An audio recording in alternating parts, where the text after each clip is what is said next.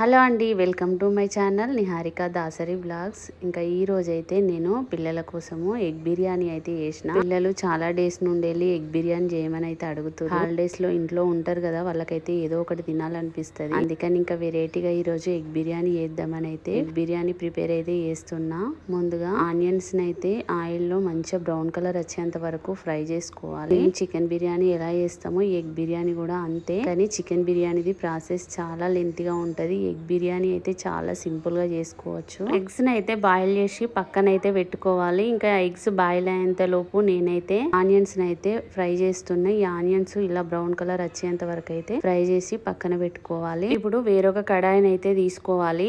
మనము onion fry చేసుకున్న oil ఉంది కదా, అదే ఆయిల్ ని దీంట్లోనైతే పోసుకోవాలి. ఆయిల్ కావాలో అంతనైతే వేసుకోవాలి. నేను ఇప్పుడు ఈ ఆయిల్ లోనైతే మనం బాయిల్ చేసి పెట్టుకున్న ఎగ్స్ ఉన్నాయి కదా, వీటిని అయితే లో ఫ్లేమ్ లో ఫ్రై చేసుకోవాలి. ఇవి ఇప్పుడు ఇట్లా కొద్దిగా ఫ్రై అయిన తర్వాత ఇందులోనే ఒక హాఫ్ టేబుల్ స్పూన్ కారము, హాఫ్ టేబుల్ స్పూన్ ఉప్పు, అట్లానే కొంచెం పసుపు అయితే వేసుకొని ఈ ఎగ్స్ అన్నిటికీ కారము, ఉప్పు, పసుపు మంచిగా పట్టేలాగా లో ఫ్లేమ్ లో ఒక 2 నిమిషాల పాటు ఆయిల్ లోనే ఫ్రై చేసుకోవాలి. ఎగ్స్ అయితే మంచిగా ఫ్రై అయినాయి. వీటిని అయితే ఇప్పుడు పక్కన తీసి పెట్టుకుందాం. ఇంకా ఇప్పుడైతే మనకు బిర్యానీ కోసం రైస్ కూడా కావాలి కదా.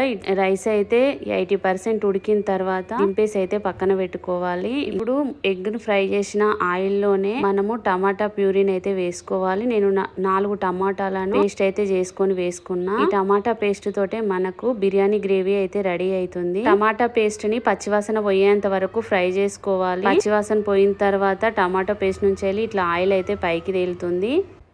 ఇప్పుడు దీంట్లోనే ఒక 4-5 పచ్చిమిర్చీలు, అట్లనే మనం ముందుగా ఫ్రై చేసుకున్న ఆనియన్స్, కొద్దిగా కొత్తిమీరాకు, అట్లనే టేస్ట్ కి సరిపడా ఉప్పు వేసుకోవాలి. ఎందుకంటే మనం ఫస్ట్ ఉప్పు ఎగ్ ఫ్రై లో వేసినాం కదా, కొంచెం చూసి వేసుకోవాలి. అట్లనే టేస్ట్ కి సరిపడా కారం కూడా వేసుకోవాలి. కారం ఎంత ఎక్కువగా ఉంటే బిర్యానీ అంత స్పైసీగా వస్తుంది. అట్లనే ఇంకా బిర్యానీ మసాలా కూడా వేసుకోవాలి. వీటన్నిటిని మంచిగా ఆ టమాటా గ్రేవీకి పట్టేలాగా కలుపుకొని లో ఫ్లేమ్ లో మూత పెట్టి ఉడకనివ్వాలి. ఇప్పుడు మనము ముందుగా ఫ్రై చేసుకున్న బాయిల్డ్ ఎగ్స్ ఉన్నాయి కదా, ఈ టమాటా గ్రేవీలను అయితే వేసేయాలి. వేసేసి చిన్నగా కలుపుకోవాలి. ఎందుకంటే గుడ్లు చితికిపోతాయి. చిన్నగా కలుపుకొని ఇందులోనే మనము ముందుగా ఉడకబెట్టుకున్న రైస్ ని అయితే వేసుకోవాలి.